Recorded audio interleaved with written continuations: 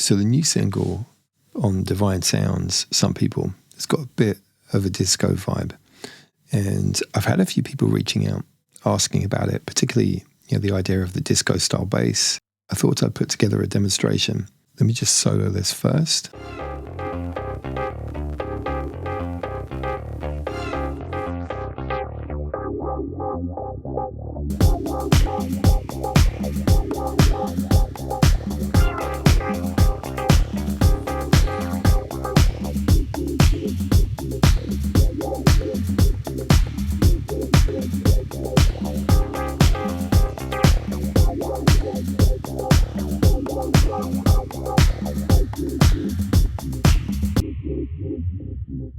I've got a selection of Kontakt instruments here, and I'm running with the session strings. Take a look at the name of this particular patch, and it's called Falls, and these are disco style strings. So what I'm going to do is I'm going to solo this, and what I'm going to do is open up the filter as well. So these are all running through a group. Let me take this off. So this is a selection of 3 notes that are triggering. I'll show these individually. There's the high one, the middle one, and the low one. These are an octave apart, so 12 semitones spaced apart. Exactly the same note. So you can see here F3, F4, and F5.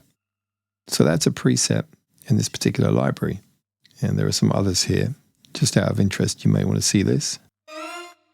So yeah, it's got that kind of disco vibe. So that's working there as my first ingredient. The next thing I've got is a bass line. Let's take a look at this.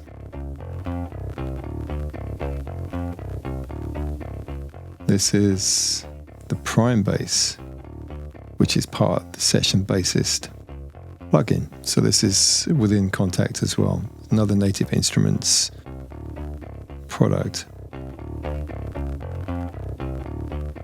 Sounds wicked. Let me just open this up so you can see the notes. I actually painted those in.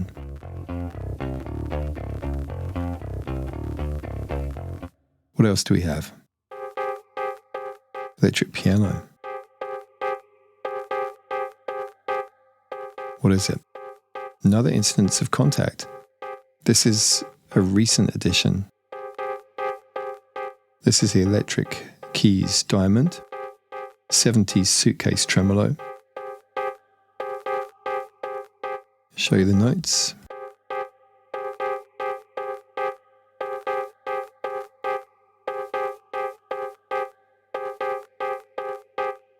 What else do we have? Another electric piano.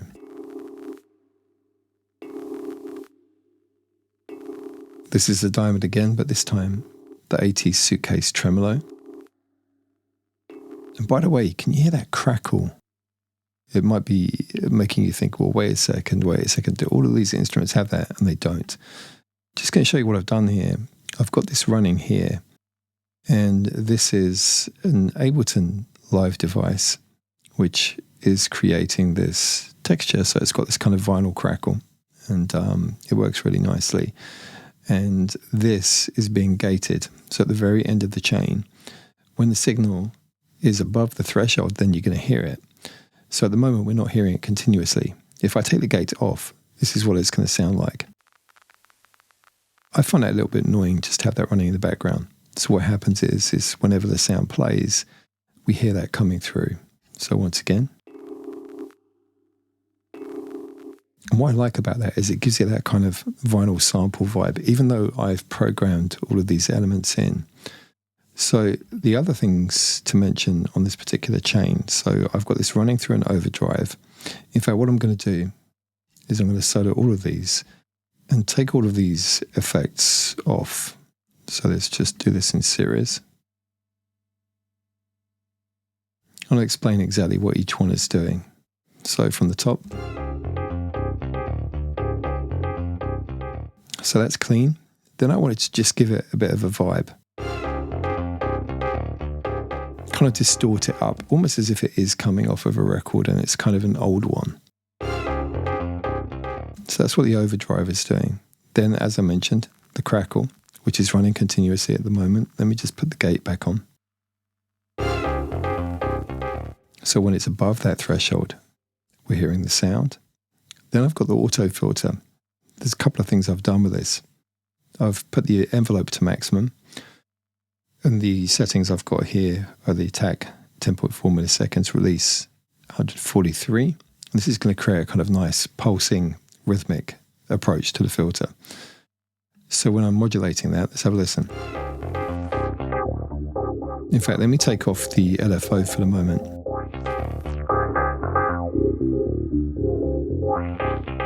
So it sounds nice, but I wanted to spice it up a bit more. So I've got an LFO modulation on the filter cutoff as well. The grid is set to 6, which gives it this kind of interesting rhythmic pulse that's not specifically on the kind of like the beat and the offbeat.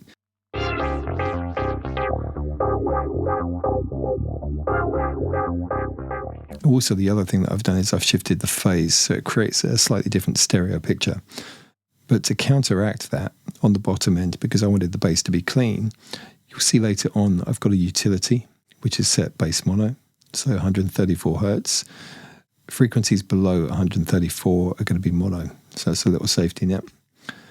Then I've got a glue compressor, because I found when I adjusted the filter cutoff, the volume was jumping around a lot, so that's designed to keep things nice and even.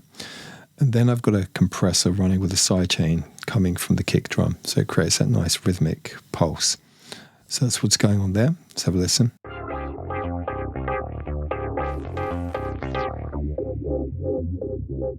And you'll notice this compressor starts working harder when it goes down, when we close the filter and we get the resonance cranked up.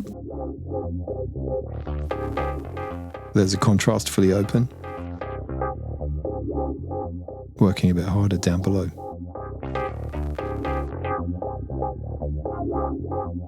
Bring this back to the beats.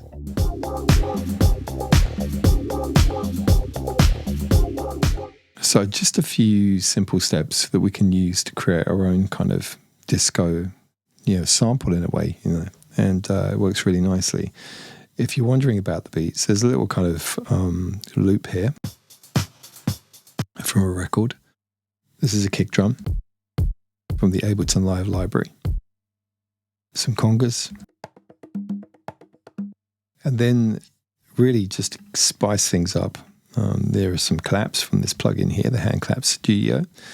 I got this cheap on a deal from Plugin Boutique. Really like this. Love the fact that I can add this flexibility, to adjust the parameters of those claps. And these are running through a send and return.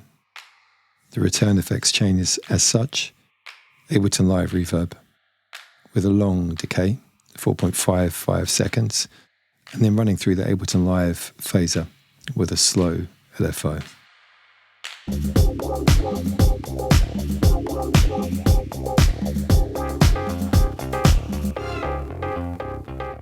So there you go. Pretty effective, huh? If you have any comments, questions, whatever, put them in the comments below and I'll see if I can get some time to respond.